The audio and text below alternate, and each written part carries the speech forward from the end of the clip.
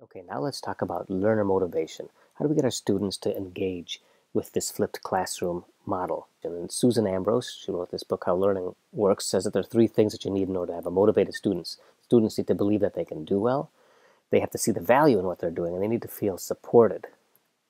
Self-determination theory says that in order to feel motivated, you need to have these needs met: competence, relatedness, and autonomy. And there was a study out of the University of Chicago, Carnegie Mellon, and MIT with economists who looked at motivation, and they found mastery, purpose, and autonomy were three things that were necessary. So if you put all of these together, come up with really four things: mastery or competence, purpose, relatedness and support, or autonomy.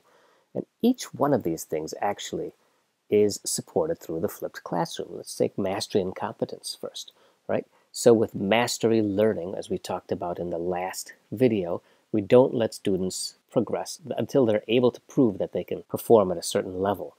While they're still learning the material, they have the ability to pause the video, pause the lecture, rewind it, rewatch it until they feel confident that they understand the material. And as we talked about with our pre-session assessments, if you address the muddiest points, that helps students develop this mastery as well. The next part is purpose, and that students should feel like what they are doing matters, that it has relevance to what they're going to do in their real life. And so that's why you want to try to design things that really mimic what they would do as a physician. Next is relatedness or support. And that means students feel like they're part of a group and that they interact with one another. And with peer instruction and the individual instructor that you can give students in the flipped classroom in-class exercises, you get that relationship with the students. And finally, autonomy. And the flipped classroom does give that to the students too. When they're watching the videos, they get to pick how they learn. They can watch the videos, they can choose not to, they can play it slowly, they can skip through it, pause, rewind, they can learn they control where to learn, right?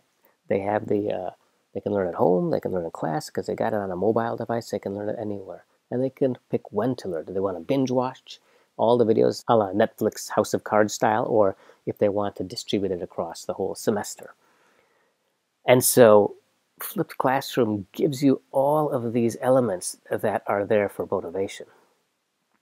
And there could be a little extrinsic motivation as well. These things here are all for developing intrinsic motivation, but extrinsic motivation, things such as quiz scores, homework scores, test scores, etc.